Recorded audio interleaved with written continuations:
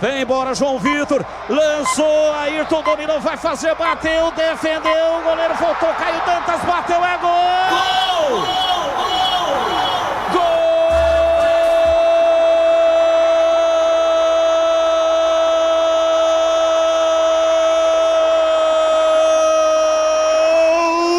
Do Bugre!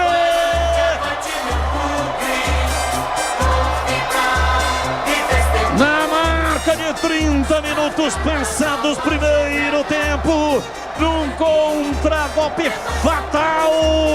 Olha a lançada na entrada da área para Ayrton. Ele dominou, virou de canhota, bateu. Tadeu fez uma grande defesa, mas a bola ficou dentro da grande área. Caio Dantas, o artilheiro, chegou, fuzilou, bateu firme de pé direito, mandou a bola no fundo do gol. Ela bateu lá dentro e fez.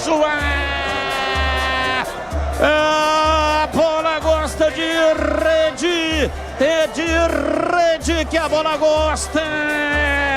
Dali Guarani, dali Bugre, dali Guarani, dali Bugre. A torcida vibra, vibra, tampa ele até o osso. Caio Dantas, sexto gol dele na Série B do Campeonato Brasileiro. Caio Dantas, Caio Dantas, Caio Dantas, Caio Dantas, Caio Dantas, Caio Dantas, Caio Dantas, Caio Dantas, camisa 99. É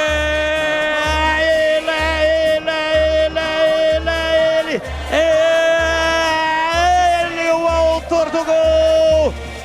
Abre o placar do jogo no Brinco. Guarani 1, Goiás 0, e o detalhe do gol é seu Vladimir Catarino.